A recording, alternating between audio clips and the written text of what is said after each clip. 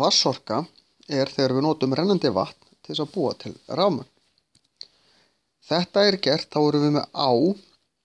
Á Íslandi eru aðallega notaðar jökulár en ekki eingöngu. Stærstu virkjanirnar okkar eru allar í jökulám. Og ef við erum með á sem rennur hérna niður, að þá erum við með eitthvað upp á fjallið, þá byggjum við stíflu til þess að safna vatninu saman, leiðum svo vatnið niður eftir leiðslum eða göngum, niður í virkjunina sem er stundum ofan í jörðin eða stundum fyrir ofan, og eftir því sem að við erum með meira vatn og meiri fallæð,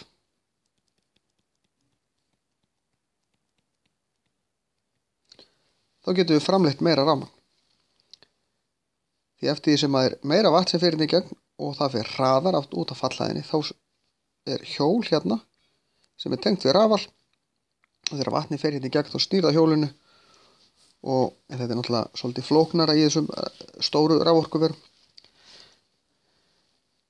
Til dæmis á Kárahnjúkum þá eru nokkrar stíflur sem leiða vatnið allt inn í eitt stöðvarhús sem er langt inn í meira en kílómetri inn í fjalli, og fallgöngin sem eru tvö það sem vatni kemur niður eru 400 metra há. Það er svipað á Empire State byggingin í Bandaríkjunum. Þannig er þetta bara lóðrétt göng. Ástæðan fyrir því að við byggjum stíflur er að það er ekki sama vatnsmagn í ánni allt árið.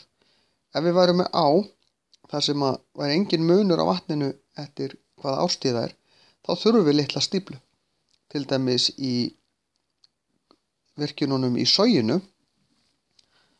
Sogið er bergvatnsá sem kemur úr Þingvallavatni, og það er lítill eða engin munur að hvort það vetur, sumar, vor eða haust þar. Það regnir rosa mikið, þá er aðeins meira en engin stórmunur, en þar eru stíflunar mjög litlar og lítil lón. En á Kárahnjúkum eru mjög miklar sveiflur. Það er miklu meira í jökulánum þar á sumrin þegar jöklarnir eru að bráðna og snjórinn, heldur en á vetuna þegar úrkoman fellur öll meira eða minna sem snjór og kemur ekki niður fyrir næsta sumar.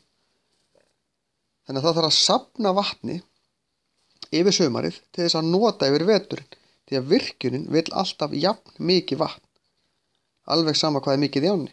Þannig að það er safnað vatni yfir sumarið sem er svo notað á vetuna. Þannig að þetta keyrir alltaf í sama magn í gegn. En eftir því sem það eru meiri sveiflur í ánni, þá þurfum við stærri stíflu og stærra lón. Það er náttúrulega aðstæður á hverjum stað sem stýra því hvað stíflan þarf að vera stór. En lónið þarf að taka meira vatn ef það eru meiri sveiflur í ánni.